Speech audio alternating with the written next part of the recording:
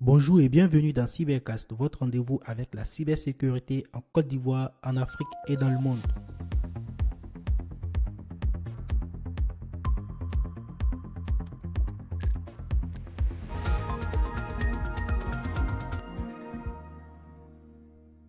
Cette semaine, on plonge au cœur d'une cybercriminalité de plus en plus inquiétante, avec des attaques qui dépassent désormais les écrans pour toucher le monde réel. On parlera aussi de ransomware capable de désactiver les systèmes de sécurité les plus avancés, de tensions internationales dans le cyberespace et de l'Afrique accélère sa transformation face aux enjeux de souveraineté numérique. Installez-vous, branchez vos écouteurs, Cyber Echo commence maintenant.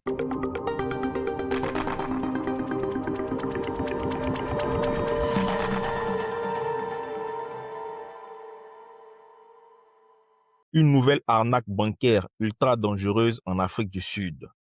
On commence avec une menace très inquiétante. En Afrique du Sud, une nouvelle forme de fraude bancaire explose. Les cybercriminels ne se contentent plus de pirater à distance. Ils combinent désormais violence physique et cyberattaques.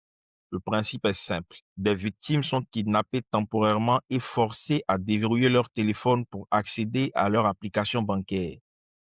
Les attaquants effectuent ensuite des transferts en temps réel.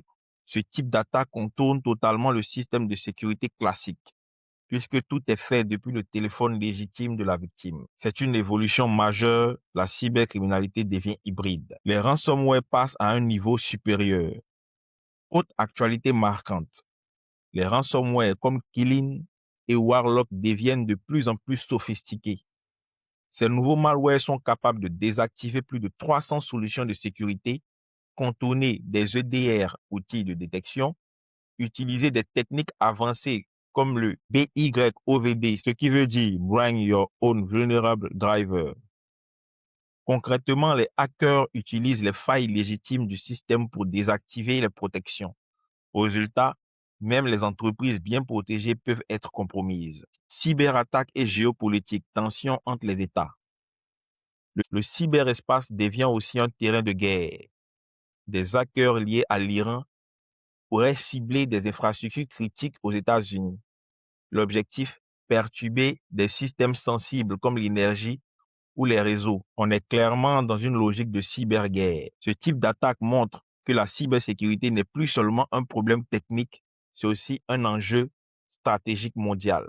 Une faille critique vieille de 13 ans refait surface. Une vulnérabilité majeure a été découverte dans Apache Active MQ. Problème, cette faille existait depuis 13 ans. Elle permet une exécution de code à distance, ce qui signifie qu'un attaquant peut prendre le contrôle d'un serveur. Ce genre de situation rappelle une chose importante. Même les technologies anciennes peuvent devenir des bombes à retardement. L'Afrique accélère sur la cybersécurité. Bonne nouvelle du côté d'Afrique, plusieurs initiatives montrent une vraie montée en puissance. Coopération entre pays comme le Sénégal et la Finlande, développement du cloud souverain avec les acteurs comme Wingu Africa, renforcement des stratégies mondiales, notamment au Ghana.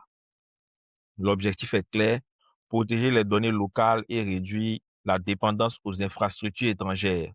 Et face à l'augmentation massive des cyberattaques, c'est devenu indispensable. L'intelligence artificielle, nouvelle arme des cybercriminels. Enfin, les experts alertent. L'IA est de plus en plus utilisée dans les cyberattaques. Elle permet notamment de créer des attaques plus crédibles, d'automatiser le phishing et de cibler les victimes avec précision. Résultat, les attaques deviennent plus rapides, plus intelligentes et plus difficiles à détecter. Ce qu'il faut retenir cette semaine, la cybercriminalité devient hybride, mêlant physique et numérique. Les ransomware deviennent presque indétectables. Le cyberespace a un nouveau camp de bataille mondial et l'Afrique prend enfin le virage stratégique de la cybersécurité. C'était Cyber Echo, votre résumé des actualités cyber de la semaine. Si vous voulez rester à jour sur la cybersécurité, abonnez-vous et partagez. À la semaine prochaine.